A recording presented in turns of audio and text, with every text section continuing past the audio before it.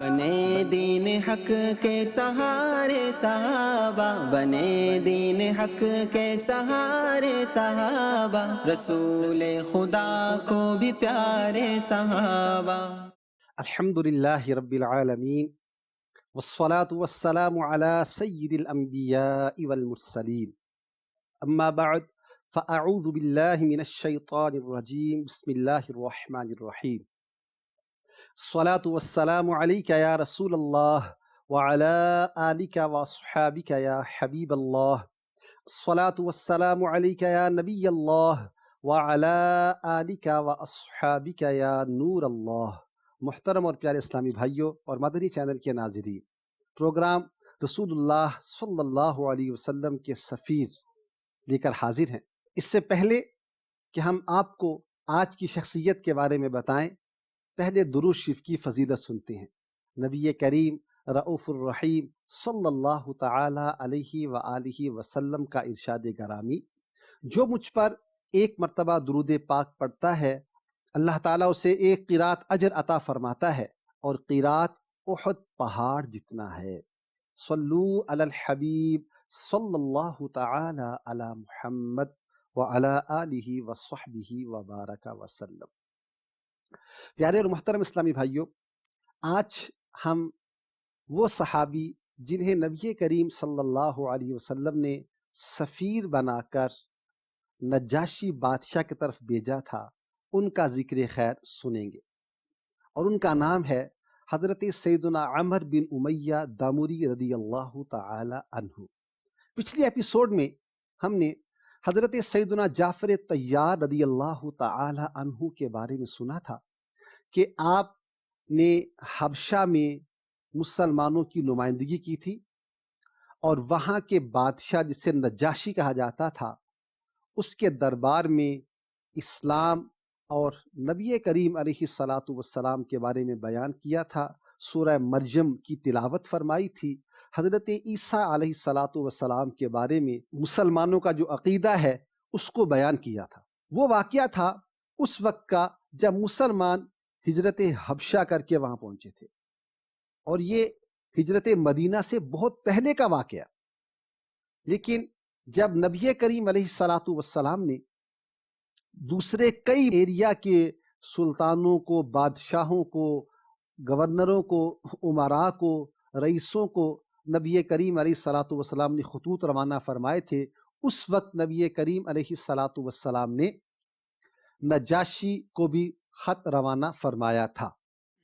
روایات کے مطابق اس وقت جب حضرت سیدنا جعفر طیار رضی اللہ عنہ نے اسلام کے بارے میں بتایا تھا تو اس کا دل اسلام کی طرف مائل تو ہو گیا تھا، لیکن پراپرلی اس کے ایمان لانے کا واقعہ حضرت سیدنا عمر بن امیہ دامری رضی اللہ عنہ جب خط لے کر پہنچے، اس کے بعد کتابوں میں ملتا ہے۔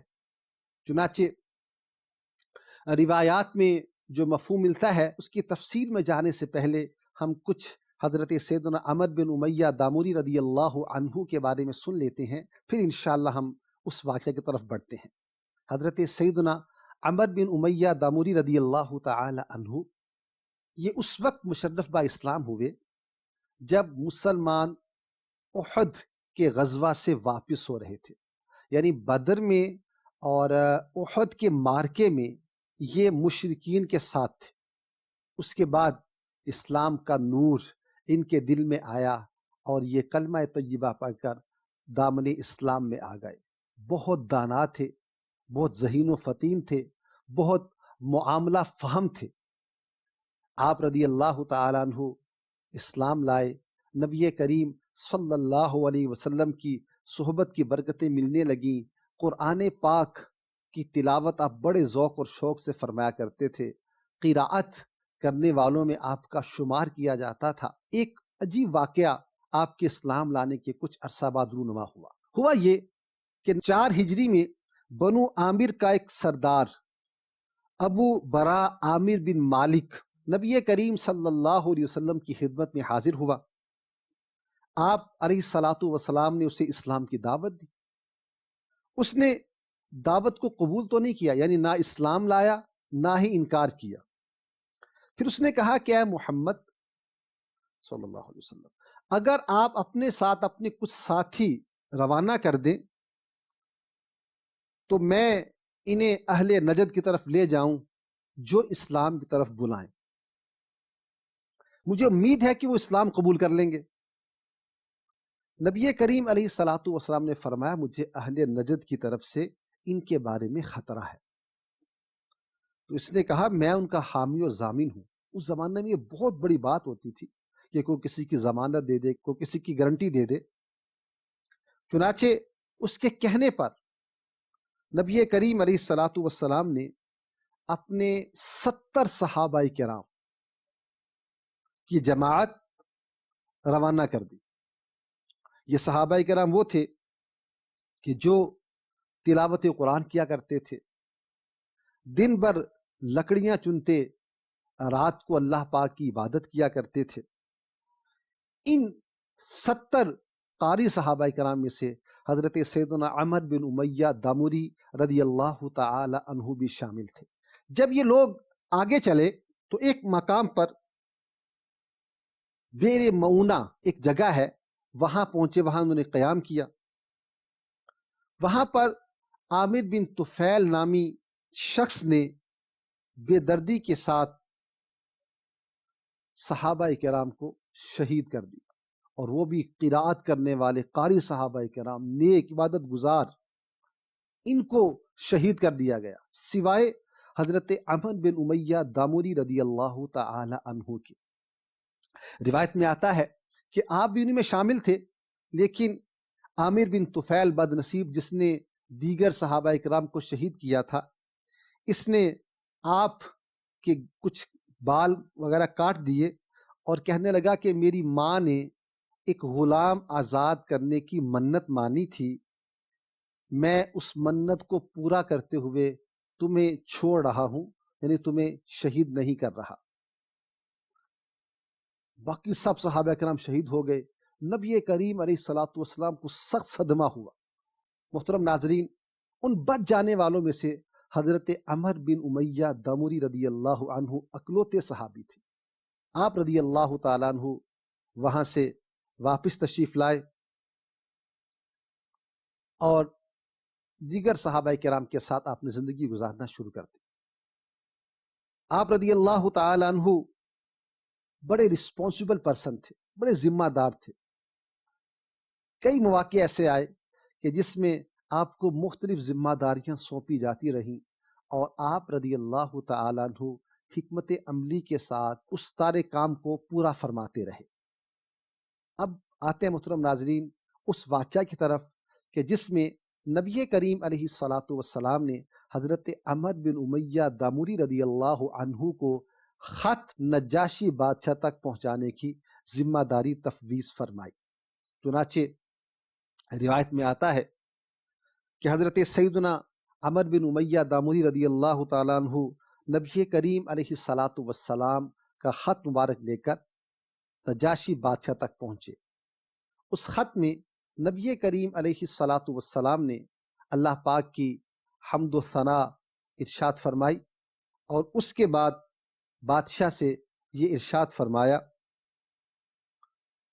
وَأَشْهَدُ أَنَّ عِيسَى ابْنَ مَرْيَمَ روح اللہ وَكَلِمَتُهُ أَلْقَاهَا إِلَى مَرْيَمَ البتول الطیبہ الحصینہ حملت بعیسیٰ فخلقه من روحه ونفخه كما خلق آدم بیدہ۔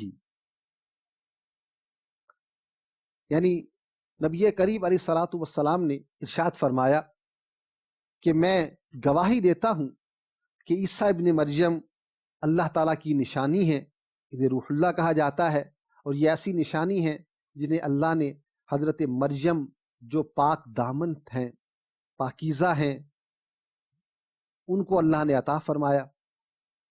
اللہ تعالیٰ نے حضرت عیسیٰ علیہ السلام کو ان سے پیدا فرمایا کما خلق آدم بیدہ، جیسا کہ حضرت آدم علیہ السلام کو اپنے دست قدرت سے پیدا فرمایا۔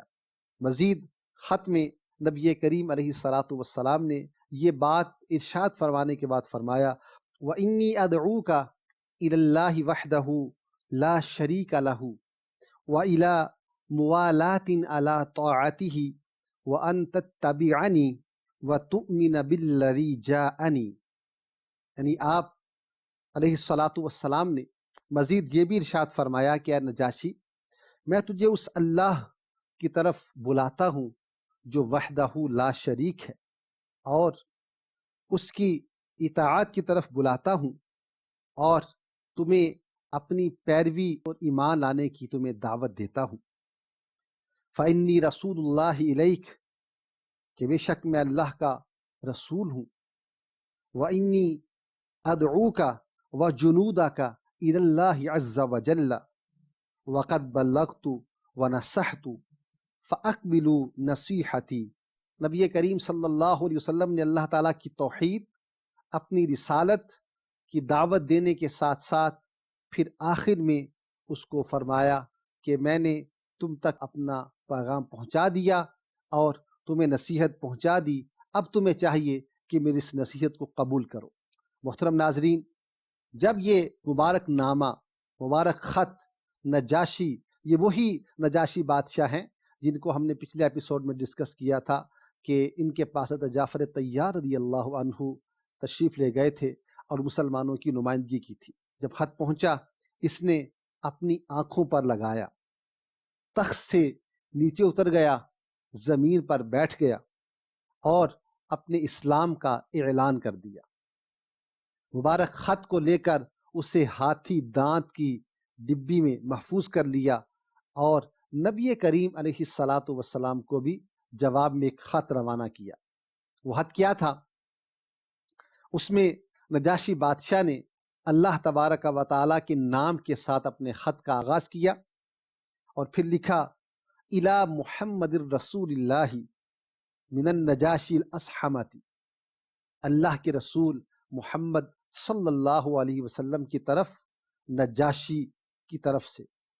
یعنی اس نے پہلے نبی کریم علیہ الصلاۃ والسلام کا نام لکھا، پھر اپنا نام عرض کیا. نبی کریم علیہ الصلاۃ والسلام پر سلام بیچتے ہوئے، آقا علیہ الصلاۃ والسلام کو سلام عرض کرتے ہوئے اس نے اللہ تبارک و تعالیٰ کی وحدانیت، یعنی اللہ تعالیٰ کے ایک ہونے کا اظہار کیا اور کہا سلام علیک یا رسول اللہ ورحمۃ اللہ وبرکاتہ اللہ الذی لا الہ الا ہو الذی ہدانی الی الاسلام اما بعد فقد بلغنی کتابک یا رسول اللہ. اس نے اللہ تعالیٰ کی وحدانیت کے بیان کے بعد عرض کی کہ مجھے آپ کا خط پہنچا ہے. فما ذکرت من امر عیسیٰ فورب السماء والارض ان عیسیٰ علیہ الصلاۃ والسلام لا یزید علی ما ذکرت سفروقا.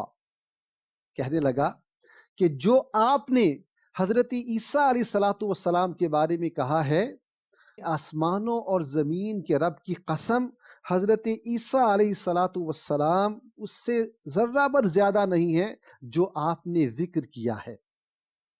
وقد عرفنا ما بعثت به علینا، اے اللہ کے نبی علیہ الصلاۃ والسلام، میں نے اس بات کو پہچان لیا ہے کہ جو دعوت لے کر آپ ہماری طرف بھیجے گئے ہیں.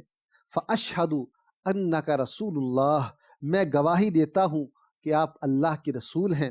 صادقا مصدقا، آپ سچے ہیں، آپ پہلی کتابوں کی تصدیق فرمانے والے ہیں.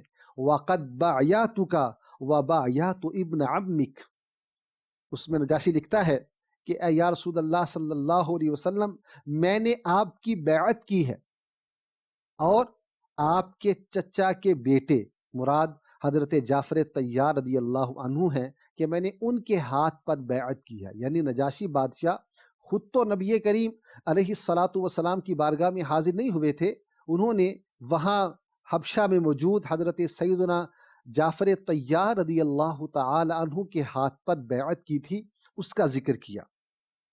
وَأَسْلَمْتُ عَلَى يَدَيْهِ، اور کہا کہ میں ان کے ہاتھوں پر اسلام لاتا ہوں. پھر اس کے بعد نجاشی نے عرض کیا وَقَدْ بَعَثْتُ إِلَيْكَ ابنی، یا رسول اللہ صلی اللہ علیہ وسلم، میں اپنے بیٹے کو آپ کی طرف بھیج رہا ہوں. وَإِن شِئْتَ آتَيْتُكَ بِنَفْسِي، اور اگر آپ چاہیں تو حضور میں بھی آپ کی بارگاہ میں حاضری دیتا ہوں۔ یہ سالہ اس نے مکتوب لکھا، لیٹر لکھا، اپنے بیٹے کو تیار کیا اور اپنی رعایا میں سے کچھ لوگ تیار کیے نبی کریم علیہ الصلاۃ والسلام کی طرف بھیجنے کے لیے۔ اللہ کا کرنا یہ ہوا کہ یہ جہاز جس میں نجاشی کا بیٹا اور دیگر لوگ سوار تھے، وہ جہاز جو ہے وہ دریا میں ڈوب گیا اور نبی کریم علیہ الصلاۃ والسلام کی بارگاہ میں وہ لوگ نہ پہنچ سکے۔ روایات کے مفہوم کے مطابق جہاں نبی کریم علیہ الصلاۃ والسلام نے حضرت عمر بن امیہ دامری رضی اللہ عنہ کو نجاشی بادشاہ کے نام پیغام بھیجا تھا، اسی طرح ایک اور پیغام بھی بھیجا تھا، وہ بھی نجاشی بادشاہ کے ہی نام تھا، لیکن اس میں نبی کریم علیہ الصلاۃ والسلام نے نجاشی بادشاہ کو ارشاد فرمایا تھا کہ آپ میرا نکاح جو ہے وہ حضرت ام حبیبہ رضی اللہ تعالی عنہا کے ساتھ کر دیں۔ محترم ناظرین، حضرت ام حبیبہ رضی اللہ تعالی عنہ ام المؤمنین جو ہیں، یہ اپنے شوہر کے ساتھ ہجرت کر کے حبشہ چلی گئی تھیں، لیکن آپ کا شوہر جو تھا وہ وہاں جا کر معاذ اللہ مرتد ہو گیا تھا، اس نے اسلام کو چھوڑ دیا تھا اور اسی حالت میں اس کا خاتمہ ہو گیا تھا، اس کا انتقال ہو گیا تھا۔ تو چونکہ آپ وہاں ہجرت کر کے گئی تھیں تو نبی کریم علیہ الصلاۃ والسلام نے اس حالت میں حضرت ام حبیبہ رضی اللہ تعالی عنہا کی طرف نکاح کا پیغام پہنچایا۔ چنانچہ نجاشی بادشاہ نے پر عمل کیا اور نبی کریم علیہ الصلاۃ والسلام کا نکاح حضرت ام حبیبہ رضی اللہ تعالی عنہا سے کروا دیا گیا۔ اس کے بعد نبی کریم علیہ الصلاۃ والسلام نے خط میں یہ بھی لکھا تھا کہ اس وقت حبشہ میں جتنے مہاجرین موجود ہیں انہیں ایک کشتی میں سوار کرا کر ان کو مدینہ طیبہ روانہ کر دیا جائے۔ چنانچہ نجاشی بادشاہ نے اس پر بھی عمل کیا اور دوسری کشتی میں، ایک کشتی میں تو اس نے اپنے بیٹے اور اپنے ساتھ جو افراد تھے ان کو بھیجا، اور دوسری کشتی میں جس میں حضرت سیدنا جعفر طیار رضی اللہ تعالی عنہ، حضرت سیدنا ابو موسیٰ اشعری رضی اللہ تعالی عنہ، حضرت سیدتنا اسماء بنت امیس، ام المؤمنین حضرت سیدتنا ام حبیبہ رضی اللہ تعالی عنہا وغیرہ تھے، ان تمام کو روانہ کیا اور یہ تمام وفد نبی کریم علیہ الصلاۃ والسلام کی بارگاہ میں حاضر ہوا۔ محترم ناظرین، حضرت سیدنا عمر بن امیہ دمری رضی اللہ تعالی عنہ کو جو پیغام نبی کریم صلی اللہ علیہ وآلہ وسلم کی طرف سے دیا گیا تھا، 2 خطوط دیے گئے تھے، آپ نے وہاں جا کر ان کو پہنچایا۔ آپ کی اس دعوت پر نجاشی بادشاہ مشرف با اسلام ہوا۔ روایات کے مفہوم کے مطابق یہ وہی نجاشی بادشاہ ہے کہ جس کے اسلام قبول کرنے کے بعد جب اس کا انتقال ہوا تو نبی کریم علیہ الصلاۃ والسلام نے نجاشی بادشاہ کے انتقال کی خبر صحابہ کرام علیہم رضوان کو عطا فرمائی اور اس کا جنازہ پڑھایا۔ اس روایات کے مطابق یہ جنازہ نبی کریم علیہ الصلاۃ والسلام کی نگاہوں کے سامنے کر دیا گیا تھا۔ آقا علیہ الصلاۃ والسلام کی یہ خصوصیت ہے، اس لیے آقا کریم علیہ الصلاۃ والسلام نے نجاشی بادشاہ کا جنازہ پڑھایا۔ حضرت سیدنا عمر بن امیہ دامری رضی اللہ تعالی عنہ کو یہ ذمہ داری سونپنے کے علاوہ ایک ذمہ داری ایسی بھی سونپی گئی تھی بعض روایات کے مطابق کہ جب مسیلمہ کذاب، جھوٹا مدعی نبوت، یعنی جھوٹا نبوت کا دعویٰ کرنے والا، اس نے نبی کریم علیہ الصلاۃ والسلام کو خط لکھا تھا، تو اس کے جواب میں جو مکتوب بھیجا گیا تھا اس کو پہنچانے کی ذمہ داری بھی حضرت سیدنا عمر بن امیہ دمری رضی اللہ تعالی عنہ کی لگائی گئی اور آپ نے اپنی اس ذمہ داری کو بھی پورا کیا۔ اس کے علاوہ محترم ناظرین، حضرت سیدنا خالد بن ولید رضی اللہ تعالی عنہ کے ساتھ آپ غزوات میں، جنگوں میں شریک رہے، اور ایک جنگ کے موقع پر حضرت سیدنا خالد بن ولید رضی اللہ تعالیٰ عنہ نے بیش قیمت، یعنی بہت قیمتی جو مال غنیمت تھا، اس کو جب مدینہ طیبہ روانہ کرنا تھا تو اس کی ذمہ داری بھی حضرت سیدنا عمر بن امیہ دامری رضی اللہ تعالی عنہ کی لگائی گئی۔ ایک اور ایسا واقعہ بھی ملتا ہے کہ جس میں حضرت سیدنا عمر بن امیہ دامری رضی اللہ تعالی عنہ کو ایک اور ذمہ داری تفویض ہوئی۔ وہ کیا تھی کہ جب مشرکین مکہ نے حضرت سیدنا خبیب بن عدی رضی اللہ تعالی عنہ کو شہید کر دیا تھا، اور اس بردردی کے ساتھ شہید کیا تھا کہ آپ کی لاش مبارک کو صلیب پر چڑھا دیا گیا تھا، لاش مبارک لٹک رہی تھی، نبی کریم علیہ الصلاۃ والسلام کا حکم ہوا اور سیدنا عمر بن امیہ دامری رضی اللہ عنہ یہاں سے تشریف لے گئے، اور وہاں پہنچ کر حضرت سیدنا خبیب رضی اللہ تعالی عنہ کی لاش مبارک کو آپ نے لیا اور وہاں بحفاظت لے کر آپ کی لاش مبارک کو واپس تشریف لائے۔ بلکہ اس کے ساتھ ساتھ آپ رضی اللہ تعالیٰ عنہ نے اپنے پیچھا کرنے والوں میں سے ایک سوار کو تو راستے میں قتل کر دیا اور دوسرے کو گرفتار کر لیا، اور اس کو لے کر نبی کریم صلی اللہ علیہ وسلم کی بارگاہ میں حاضر ہو گئے۔ محترم اور پیارے اسلامی بھائیوں اور مدنی چینل کے ناظرین، حضرت سیدنا عمر بن امیہ دامری رضی اللہ تعالی عنہ انتہائی ذہین، معاملہ فہم شخصیت تھے۔ آپ نے حضرت سیدنا امیر معاویہ رضی اللہ تعالی عنہ کے مبارک زمانے میں مدینہ منورہ میں وفات پائی۔ آپ رضی اللہ تعالی عنہ ایک عظیم المرتبت سفیر، قاصد، ذمہ دار اور بڑی بڑی مہمیں سر کرنے والی شخصیات میں آپ کا شمار ہوتا تھا۔ بہادر، دانا اور علم والی شخصیت تھے۔ آپ رضی اللہ عنہ سے 20 روایات کتب احادیث میں مروی ہیں۔ اللہ تبارک و تعالی حضرت سیدنا عمر بن امیہ دامری رضی اللہ تعالی عنہ کی قبر مبارک پر کروڑ ہا کروڑ رحمت نازل فرمائے۔ آپ کی دینی خدمات کا صدقہ ہمیں بھی اللہ تبارک و تعالی دینی خدمات کی توفیق بخشے، آمین، بجاہ النبی الامین صلی اللہ تعالی علیہ وآلہ وسلم۔ بنے دین حق کے سہارے صحابہ، بنے دین حق کے سہارے صحابہ، رسول خدا کو بھی پیارے صحابہ۔